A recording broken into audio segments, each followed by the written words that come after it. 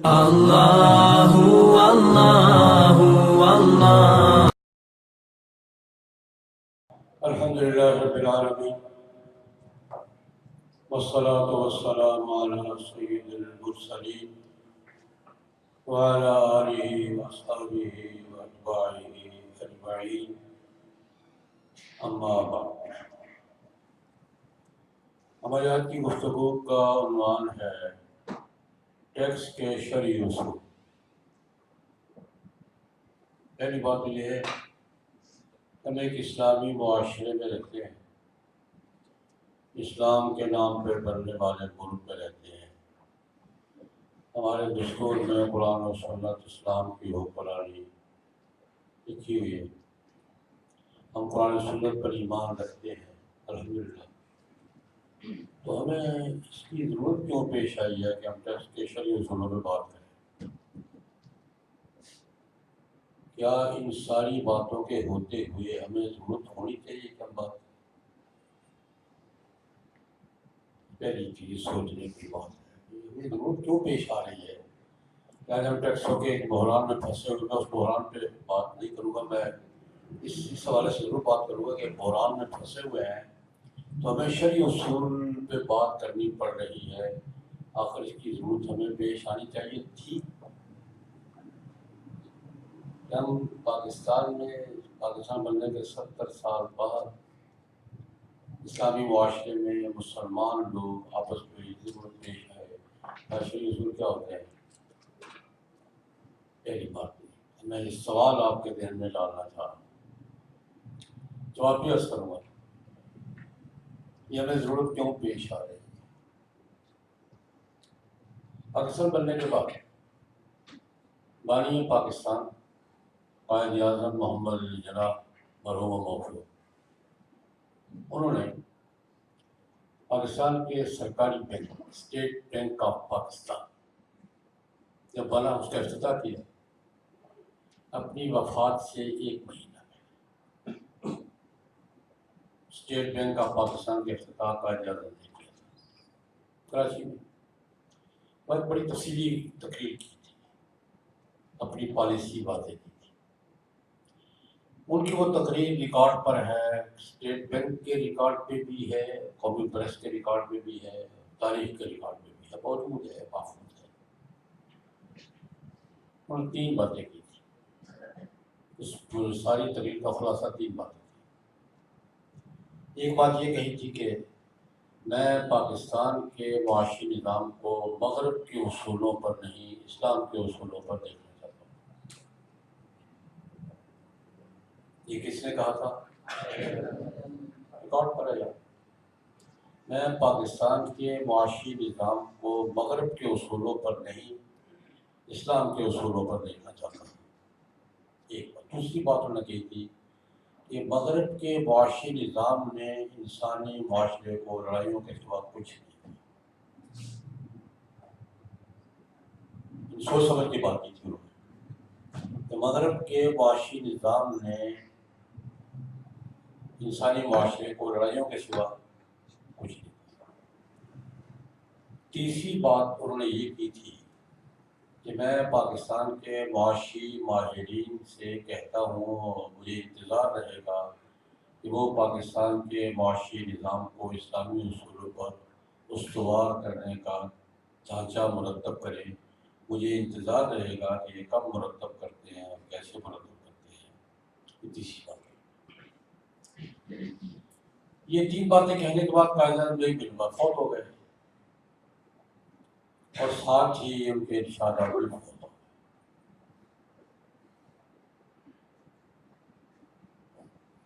قائد اعظم بھی فوت ہو گئے اور ان کی 3 باتیں بھی کہہ رہے ہیں آپ ساتھ ہی فوت ہو گئے۔ ہم نے قائد اعظم سب کوئی کسی کو مستثنا نہیں سمجھا، ہم نے قائد اعظم کی وفات کے بعد ان 3 باتوں میں سے کسی ایک بات پر بھی پہرا دیا؟ وہ بھی فوت ہو گئے، باتیں بھی فوت ہو گئی۔ ہم اسی مغرب کے معاشی نظام پہ کھڑے ہیں جس سے قائد اعظم چھٹکارے کی بات کر رہے تھے۔ وہی مغرب کا نظام ہے۔ اسی پر کھڑے ہیں اور اس کی سزائیں مسلسل بھگت رہے ہیں، اب بھی ہٹنے کو تیار نہیں۔ ہم نے دستور میں لکھ دیا کہ اب جناب سعودی نظام ختم کریں گے، لکھا ہوا ہے۔ آج بھی نیٹ پہ دستور پاکستان پڑھ رہے، اردو میں پڑھ رہے، انگریزی میں پڑھ رہے، لکھا ہوا ہے۔ سن 73 میں لکھا تھا، لکھا ہوا موجود ہے کہ حکومت کی اولین ذمہ داری ہے کہ وہ ملک سے سودی نظام ختم کر کے معیشت کو کے اسلامی اصولوں پر اپنا نظام بنائے۔ 73 میں کو کتنا عرصہ ہو گیا؟ ہو گیا۔ سپریم کورٹ واضح فیصلہ دے چکی کہ سعودی نظام غیر اسلامی ہے، غیر دستوری ہے، اس کو ختم کیا جائے، اس کو واضح آرڈر دیا۔ ہم عمل کرنے کے بجائے سپریم کورٹ کے پاس واپس چلے گئے، ذرا سمجھ نہیں آیا کیا کہہ رہے ہیں آپ۔ یہ نظر ثانی کی اپیل کیا ہوتی ہے؟ آپ کی بات سمجھ میں نہیں آ رہی، دوبارہ ذرا۔ ہم عمل کرنے کی بجائے واضح فیصلہ موجود ہے، سپریم کورٹ کا فیصلہ، فائنل فیصلہ ہے، ہم واپس چلے گئے جناب ایک دفعہ پھر فرمائیں کیا کہا آپ نے، ہمیں سمجھ نہیں آئی آپ نے کیا کہا۔ اچھا، اس سودی نظام ہی کی وجہ سے ہم IMF کے شکنجے میں جکڑے ہوئے ہیں۔ آج بجٹ، ٹیکس اور جس کی بھی ہم رونا رو رہے ہیں، یہ کس کی طرف سے ہے؟ IMF کی طرف سے۔ ہمارا اپنا بجٹ تو نہیں ہے، IMF نے دیا۔ ہم IMF کے شکنجے میں کیوں ہیں؟ سودی نظام کی وجہ سے، اسلام کے اصولوں کو نہ اپنانے کی وجہ سے، سزا بھی بھگت رہے ہیں، سزا میں اضافہ بھی ہو رہا ہے، اور ہمارا حال ہوئی ہے پنجابی کا وہ کہتے ہیں رولتے گیا 10 بڑھیا۔ ہم اسی میں ہی کھڑے ہیں، نہیں، ہم مزید رولنے کے لیے تیار ہیں۔ سعودی نظام سے، مغرب کے معاشی اصولوں سے چھٹکارا حاصل کرنے کے لیے اور اسلام کے اصولوں کو اپنانے کے لیے آج بھی ہم عملاً تیار نہیں ہیں۔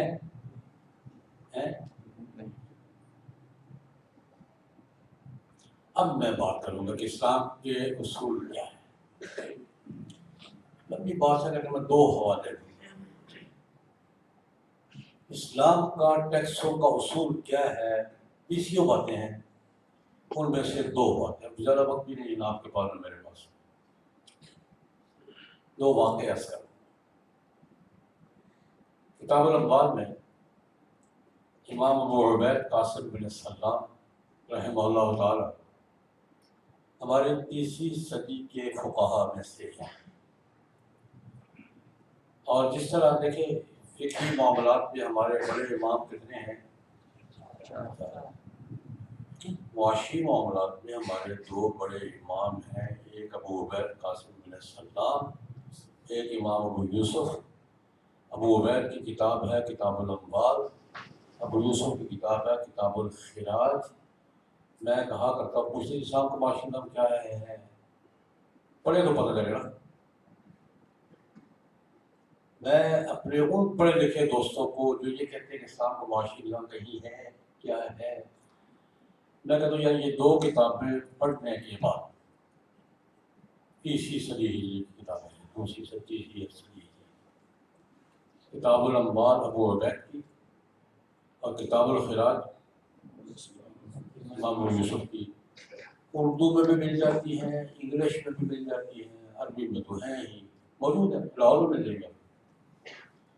یہ 2 کتابیں پڑھنے کے بعد معاشی نظام، اکانومک سسٹم، اس کے بارے میں کوئی سوال باقی رہ گیا ہو تو کچھ پورے اعتماد کے ساتھ کرنا، پڑھو تو صحیح۔ اسلام کا معاشرہ کیا ہے جی، پڑھو تو صحیح کہیں سے. خیر میں 20 واقعات میں سے صرف 2 واقعات عرض کرنا چاہوں گا. امام ابو عبید نے کتاب الابدال میں یہ واقعہ لکھا ہے. امیر المومنین حضرت عمر بن الخطاب رضی اللہ عنہ جانتے ہیں، نام سن رکھا ہے، بڑے تھے. ان کی خلافت کے زمانے کی بات ہے.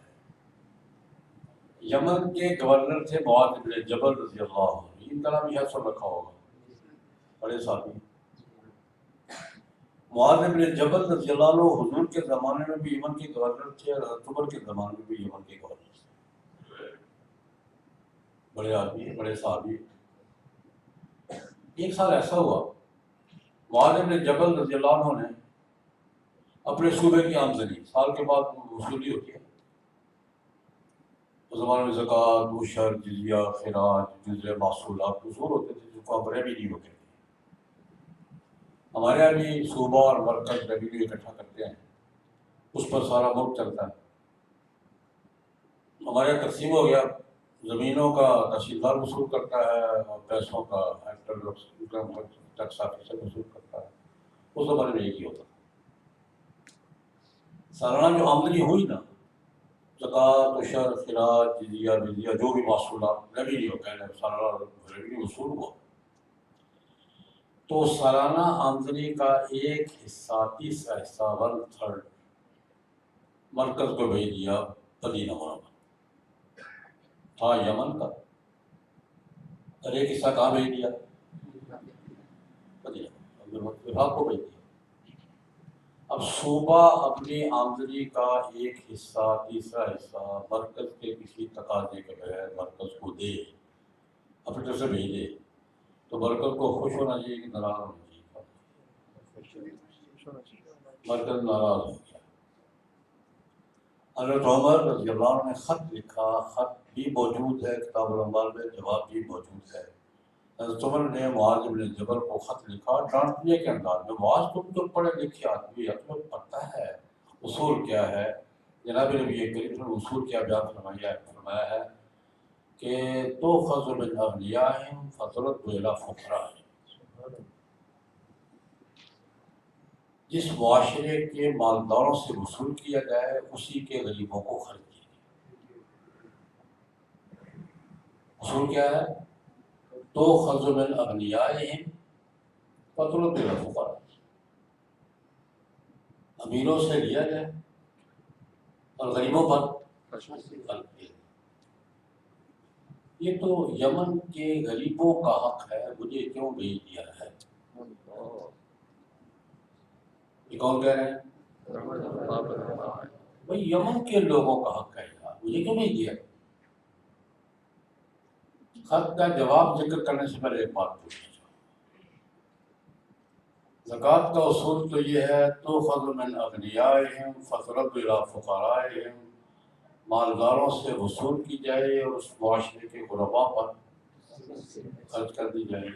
ٹیکس کا اصول کیا ہے کہ غریبوں سے لیا جائے، امیروں کی تجاری.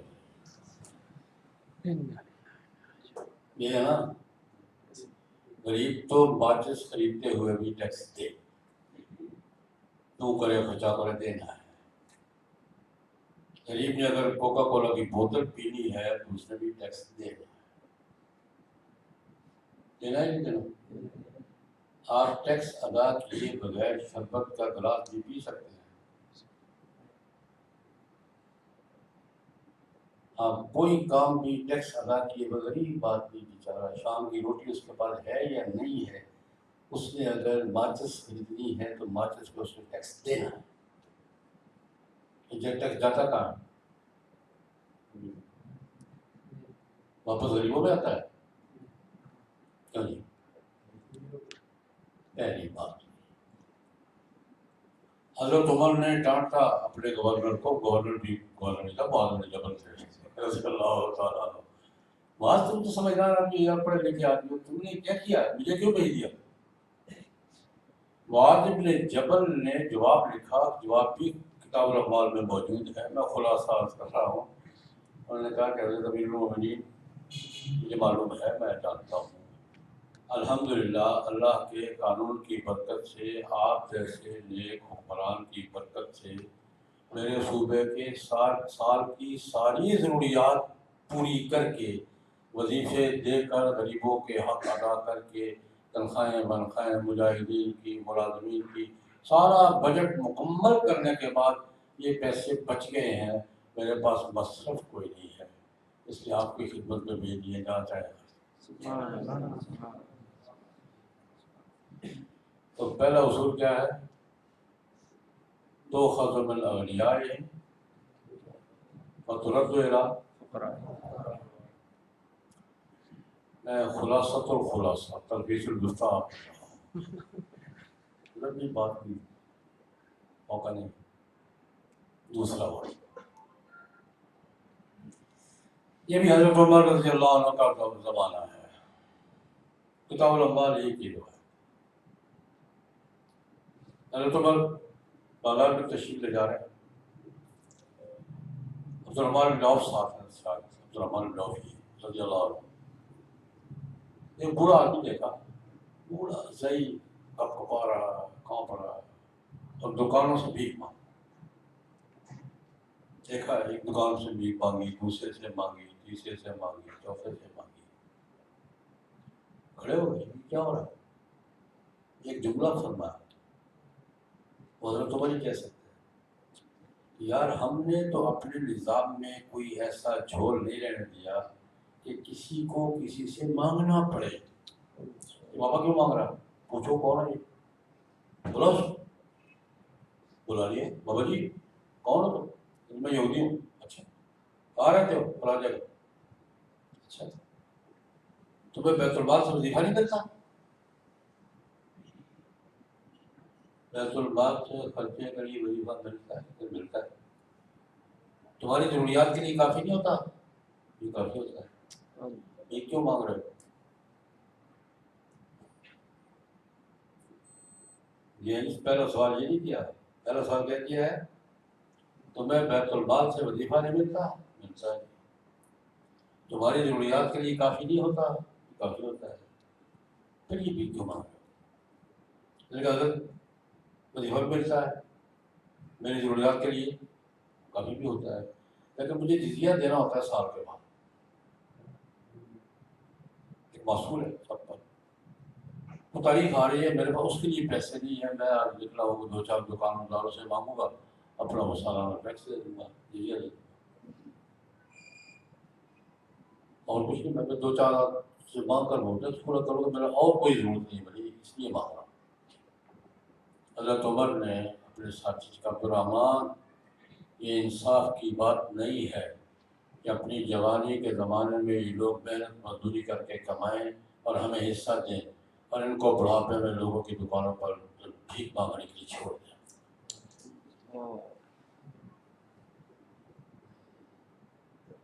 انصاف کا معیار یہ ہے۔ اللہ کرے انصاف کی پہلی کبھی ہو جائے۔ انصاف کا معیار کیا ہے؟ حضور کہتے ہیں یہ انصاف نہیں ہے کہ جوانی کے زمانے میں یہ لوگ محنت مزدوری کر کے کمائے اور ہمیں بھی حصہ دیں، اور بڑھاپے میں ان کو ہم چھوڑ دیں بھیک مانگتے پھریں۔ ہمیں وہ بابا سے کہا، بابا ٹھہرو، مت مانگو بھی، صبح میں عمر ہوں، صبح میرے پاس آنا، میں مسلمان مسئلہ حل کروں گا۔ صبح بلا لیا، شورا والے بھی بلا لیے، ان کے سامنے مسئلہ رکھا، یار یہ زیادتی ہے، یہ بابا بھیک مانگنے پہ مجبور ہے، زیادتی ہے، یہ قانون بدل دیا۔ جو غیر مسلم کمانے کے قابل نہ رہے اس کا جزیہ ختم۔ جو غیر مسلم کمانے کے قابل نہ رہے اس کا جزیہ معاف۔ یہاں سے اصول کیا قائم ہوگا کہ ٹیکس اس سے ہے جو کمانے کے قابل ہے، جو کمانے کے قابل نہیں ہے اس کے لیے ٹیکس نہیں ہے، اس کے لیے وظیفہ ہے۔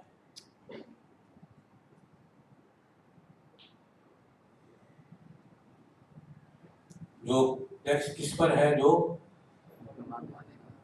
کمانے کے قابل نہیں ہے اس پر ٹیکس نہیں ہے، اس پر کیا ہے؟ وظیفہ ہے، اس کو دیں گے، لیں گے نہیں۔ اس پر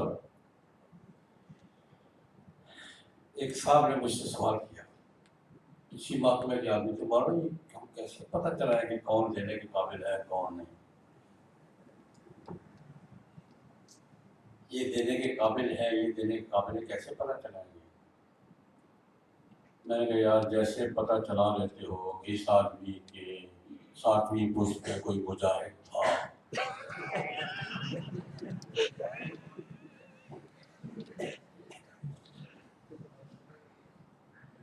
چلا لیتے نہیں چلا لیتے؟ اس کے چچا کے تائے کے بیٹے نے فلان جگہ جہاد میں حصہ لیا تھا، یہ پتہ چلا لیتے؟ سامنے کھڑے بندے کا پتہ چلنا مشکل ہے کہ ٹیکس دینے کے قابل ہے۔ تو میں نے دوسرا اصول کیا بیان کیا؟ جو کمانے کے قابل ہے اس پر ٹیکس ہے، جو کمانے کے قابل نہیں ہے اس پر ٹیکس نہیں ہے، اس کے لیے کیا ہے؟ تیسرا بات یہ بھی حضرت عمر کے زمانے کا، عمرو بن العاص رضی اللہ تعالیٰ، جزیرہ آج کل مصر کا ایک بڑا علاقہ، اس زمانے میں جزیرہ کہا جاتا تھا، پتہ کیا ہے؟ پتہ کے بعد ارے معاملات ہو گئے جزیہ۔ اب جو غیر مسلم سے جزیہ لیا جاتا ہے یہ ویسے من میں نہیں ہوتا، یہ اسلامی حکومت غیر مسلموں سے جزیہ لیتی ہے اور جزیے کے عوض 2 ذمہ داریاں قبول کریں، ان کی حفاظت ہم کریں گے، ان کو امن ہم فراہم۔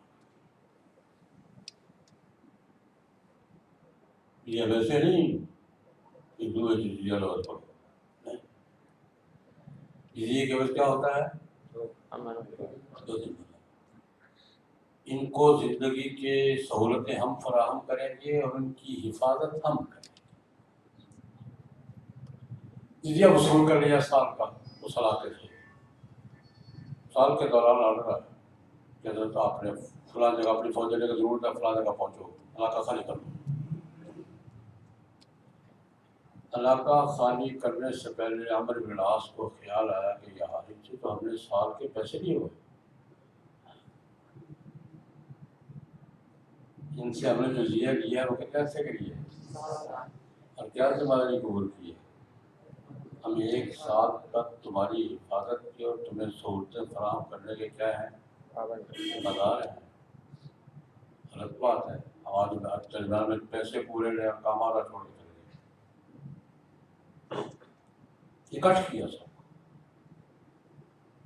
کہ یار ہم نے تم سے جزیہ لیا تھا، تمہاری حفاظت کی ذمہ داری قبول کی تھی، یہ مدت پوری نہیں ہوئی، ہمیں کسی مجبوری سے واپس جانا پڑ گیا ہے، یہ تمہارے پیسے ہم واپس کریں۔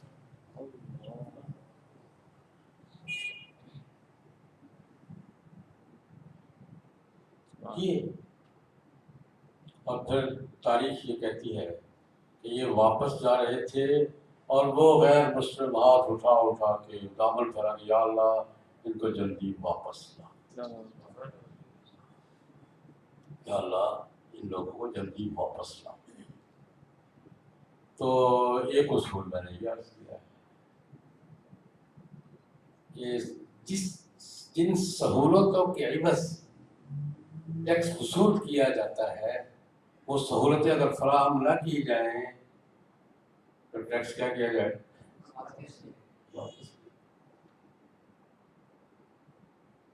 ٹیکس نہیں ہے، کچھ سہولتوں کے عوض ہے، ٹیکس کے عوض کچھ کرنا ہے۔ ہم کیا کرتے ہیں؟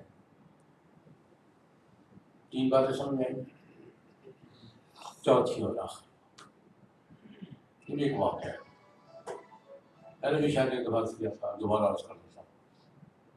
اسلام کا معاشی نظام کیا ہے؟ کتاب الانبیاء ہی کی روایت ہے، یہ چھوٹے حضرت عمر کا ہے، یہ واقعہ کس کا ہے؟ پہلے میں نے کس کے کہا ہے؟ یہ چھوٹے حضرت میں کون؟ عمر بن عبدالعزیز رحمۃ اللہ علیہ، 90 سال کا فاصلہ درمیان ہے۔ بڑے حضرت عمر اور چھوٹے حضرت عمر میں کتنا فاصلہ ہے؟ بڑے حضرت عمر حضور کی وفات کے 2.5 سال بعد خلیفہ بن گئے، اور چھوٹے حضرت عمر 101 ہجری میں خلیفہ تھے۔ دونوں چھوٹے اور بڑے حضرت عمر کے درمیان کتنا فاصلہ ہے؟ 95 سال کا، 1 صدی بعد کی بات۔ یہ چھوٹے حضرت عمر دمشق میں بیٹھتے تھے، ان کا دارالخلافہ دمشق تھا اور عراق ان کا صوبہ تھا۔ عراق کے گورنر تھے عبدالحمید صاحب۔ انہوں نے خط لکھا، معاذ بن جبل نے تو پیسے بھیج دیے تھے نا، انہوں نے خط لکھا امیر المومنین کو، امیر المومنین اس دفعہ صوبے سے مجھے جو آمدنی میرے بیوی ہو صوبہ مالیہ شالیہ ہو جو بھی کہیں وصول ہوا ہے، اپنے صوبے کے سال کے پورے اخراجات مکمل کرنے کے بعد کچھ پیسے بچ گئے ہیں، کیا کروں؟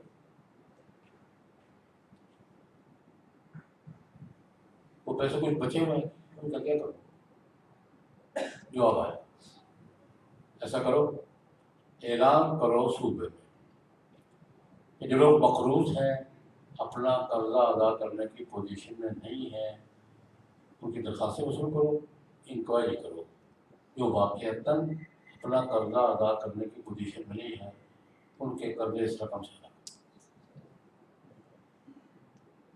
کرو۔ جواب آیا، حضرت آپ کی مہربانی سے آپ کے حکم سے پہلے یہ کام تو کر چکا ہوں، یہ کام میں اپنے طور پہ کر چکا ہوں۔ دوسرا خط، انکوائری کرواؤ، جو بچے بچیاں شادی کے قابل ہیں اور خرچہ نہ ہونے کی وجہ سے شادیاں رکی ہوئی ہیں، ان کی شادیاں کرو۔ یہ کتاب العمال میں بھی موجود ہے، شاید آپ کی لائبریری میں ہوگی۔ اس نے کہا خط جواب، 4 خط ہیں، چاروں جواب موجود تھے، خط اور جواب دونوں موجود ہے کتاب العمال میں۔ انہوں نے کہا حضرت یہ بھی کر چکا ہوں، یہ بھی میں۔ تیسرا خط، ایسا کرو، اعلان کرو کہ جو لوگ جو خاوند اپنی بیویوں کا مہر ابھی تک ادا نہیں کر سکے اور ادا کرنے کی پوزیشن میں نہیں ہے، ان کے مہر ادا کرو۔ بیوی کس کی ہے؟ مہر کون دے رہا ہے؟ پتہ کرو، ابھی تک مہر ادا نہیں کیا اور ادا کرنے کی پوزیشن میں نہیں۔ ایسے ایک بات درمیان میں ہم تو کسی وقت بھی پوزیشن میں نہیں، ہم نے تو طے ہی کر رکھا ہے بیوی کو مہر نہیں دینا، بیٹی کو وراثت نہیں دینی، بہن کو حصہ نہیں دینا چاہتے۔ ہمارا کلچرل فیصلہ ہے یا نہیں ہے؟ بیوی کو مہر نہیں دینا، بیٹی کو وراثت نہیں دینی، اور بہن کو حصہ نہیں دینا۔ اور اگر کہیں بہن کو حصہ دینا پڑ جائے تو کیا کہتے ہیں، اگو متھے لگ رہے ہیں۔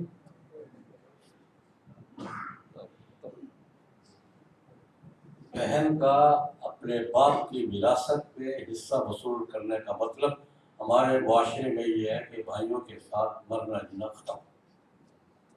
تو میں غلط کہہ رہا ہوں یار؟ حکومت سے لے لیں، کیا کریں گے؟ مجھ سے 5-6 سال پہلے کی بات ہے، پشاور کے ایک خاتون ہے بیچاری اچھی کالج میں پڑھاتی ہے، اس نے کوئی کالج جانا پڑے ہوں گے، کہیں سے ٹیلیفون تلاش کیا، مجھے فون کرتی ہے کہ جناب آپ سے مشورہ کرنا چاہتی ہوں۔ تو بیٹا کرو، کہتی ہے میرے باپ فوت ہو گیا ہے اور اچھے خاصے جائیداد والے ہیں، میری کوئی فلاں بازار میں 8 دکانیں بنتی ہیں میرے حصے کی، کہ بھائی یہ کہتے ہیں کہ یہ دکانیں لے لو، ہم گئے یا ہمارے ساتھ ربط رکھو یا دکان لے لو، آپ سے مشورہ چاہتی ہوں، میں کیا کروں، دکانیں رکھوں یا بھائی رکھوں؟ کہا بیٹا میں کسی خاتون کو بہنوں سے دستبردار بھائیوں سے دستبردار ہونے کی اس معاشرے میں تو مشورہ نہیں دے سکتا، مجھے پتہ کیا ہو۔ باقی بات یہ ہے کہ میں پشاور کے ماحول سے واقف نہیں، پشاور کے کسی بڑے عالم سے مشورہ کوئی لگانے کی بات ہوتی تو میں کہہ دیتا، ماحول کا فرق ہوتا ہے۔ خیر تیسرا خط کیا تھا؟ انکوائری کرو جن خامندوں نے ابھی تک بیویوں کے مہر نہیں دیے ابھی بھی چیک کر لو، ادا کرنے کی پوزیشن میں نہیں ہے، ان کے مہر ادا کر دو۔ کہاں سے؟ اس کا اللہ اکبر۔ اس نے جواب دیا یہ بھی کر چکا ہوں، کچھ پیسے پھر بھی بچ گئے، کیا کروں؟ چوتھا خط یہ ہے کہ زمینوں کی پلاٹنگ کرواؤ، قابل کاشت زمینوں کی ویران پڑی زمینوں کی پلاٹنگ کرواؤ، اور کسانوں کو آسان قسطوں پر زمینیں آباد کرنے کے لیے کر سکتے۔ یہ 4 خط ہیں۔ ایک جگہ میں نے کراچی میں تفصیل سے ایک جگہ بیان کیا تو ایک نوجوان کھڑا ہو گیا سامنے کہ مولوی صاحب یہ صوبے کا بجٹ تھا یا اٹلانٹک سی تھا؟ سوال ٹھیک تھا اس کا، صوبے کا بجٹ کتنا ہوتا ہے؟ سمندر تھا یہ؟ سوال اس کا اتنا ہی تھا، مولوی صاحب یہ صوبے کا بجٹ تھا یا اٹلانٹک سی تھا؟ سوال سمجھ میں آ گیا؟ سمندر تھا، تنخواہیں بھی پوری ہو رہی ہیں، وظیفے بھی مل رہے ہیں، قرضے بھی ادا ہو رہے ہیں، والوں کی شادیاں بھی ہو رہی ہیں، خاندانوں کے مہر بھی ادا ہو رہے ہیں، کسانوں کا قرض بھی۔ کیا چیز تھی یہ؟ میں نے کہا بیٹا یہ کتاب الانبار کی ایک روایت اور بیان کر دیتا ہوں، یہ بات بھی سمجھ میں آ جائے گی۔ اسی کتاب الانبار کی روایت ہے، اسی عمر کا چھوٹے حضرت عمر کا واقعہ ہے۔ گھر تشریف لا رہے ہیں شام کو، اپنے دفتر سارے معاملات سے فارغ ہو کر کرا کر بیوی یا فاطمہ بنت عبد البر بڑی اچھی خاتون تھی، بادشاہ کی بیٹی تھی، 2 بادشاہوں کی بہن ہے، ایک بادشاہ کی بیوی ہے، ایک بادشاہ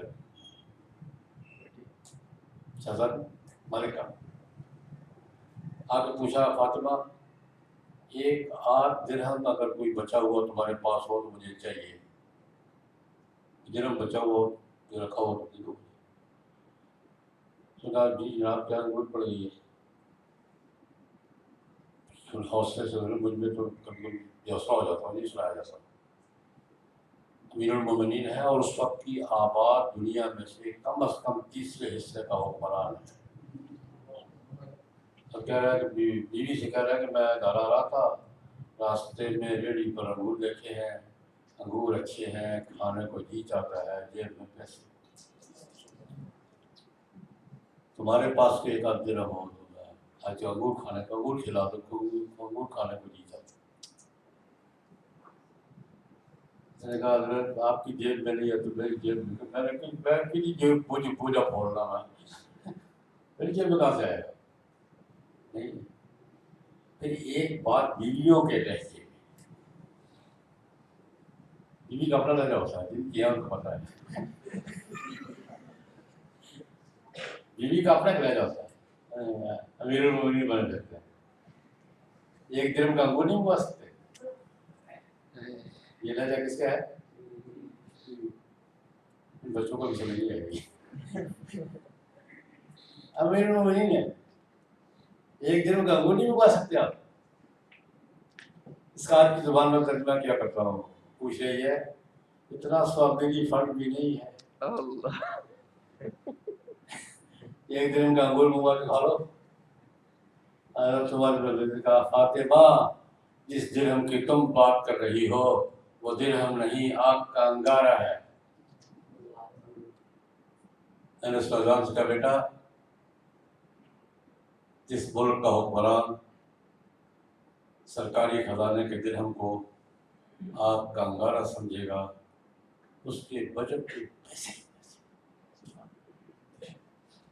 پھر قرض و بقرضوں کے قرضے بھی ادا ہوں گے، پھر کماروں کی شادیاں بھی ہوں گی، پھر خامندوں کے مہر بھی ادا ہوں گے، پھر کسانوں کو قرضہ بھی ملے گا، پھر پیسے بچے ہوئے بھی ہوں گے، لیکن شرط یہ ہے کہ ملک کا حکمران سرکاری خزانے کو روپیہ نہ سمجھے، کیا سمجھے، آپ کا ادارہ سمجھے۔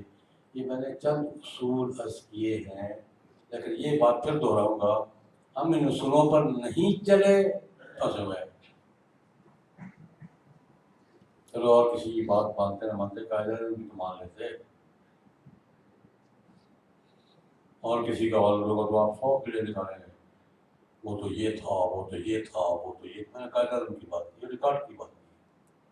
اور کسی کی نہ سنیں، قائد اعظم کی تو سن لیں، اور کسی کی بات مانے نہ مانے، دستور کی تو مان لیں۔ جب تک سودی نظام سے چھٹکارا نہیں ملے گا، IMF سے چھٹکارا نہیں ملے گا، جب تک عالمی اداروں سے چھٹکارا نہیں ملے گا اور شرعی اصولوں پر ملک کا نظام استوار نہیں ہوگا، یہ رنڈی رونا رہے گا، جو کل بھی تھا آج بھی بات جگہ ہے۔ یہ رنڈی رونا ہے نا، کیا ہے یہ رنڈی رونا رہے گا۔ اللہ پاک ہمیں صحیح رخ پر چلنے کی توفیق عطا فرمائے۔ اللہم صلی علی سیدنا محمد۔ نستغفرک ربنا من كل ذنب ونتوب إليك، نستغفرک ربنا من كل ذنب ونتوب إليك، نستغفرک ربنا من